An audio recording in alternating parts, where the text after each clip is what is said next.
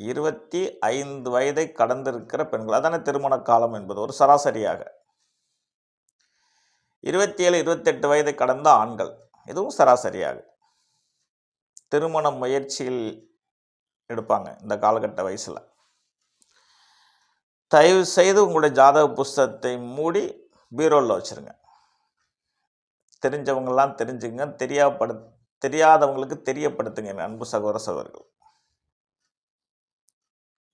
ஆகவே சனி பயிற்சி என்பது அஷ்டமச்சனி. முதலாளியாக இருக்கக்கூடியவர்கள் முதலீட்டை செய்வதில் கவனமாக இருங்க.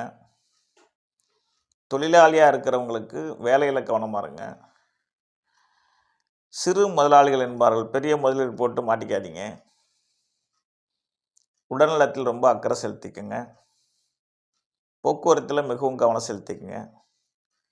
இது பள்ளி பருவத்தில் இருக்கக்கூடியவர்கள் மிகவும் கவனமாக இருங்க. கல்லூரி இறுதி ஆண்டு படிக்கக்கூடிய மாணவர்களும் கவனமாக இருங்க. பொதுவாக கல்லூரி படிப்பு அடுத்த 3 ஆண்டுகள்லவா 2026 மார்ச் 6ஆம் தேதி சனி பகவான் பயிற்சியாகி 2028ஆம் ஆண்டு செப்டம்பர் பிற்பகுதியில் பயிற்சி ஆவார். அதுவரை அஷ்டம சனி இருக்கும். மறுபடியும் பயம் கொள்ள வேண்டிய அவசியமில்லை.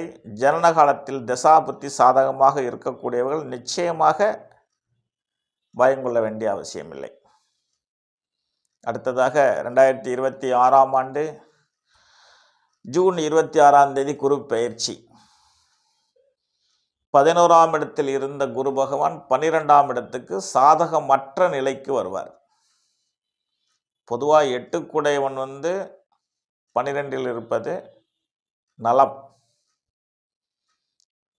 இது ஜோதிட பழமொழி. 6 கூடையவன் 8இல் இருந்தால் விபரீத ராஜயோகம். ஆனாலும் குரு பகவான் விரயத்துக்குத்தான் வரார் என்பது மறுக்க முடியாது.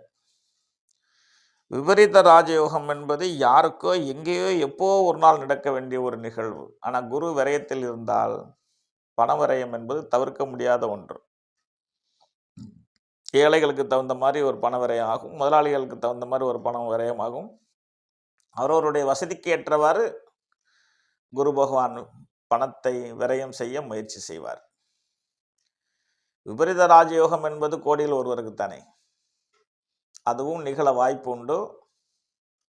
திசா புத்தி சாதகமாக இருந்தால்.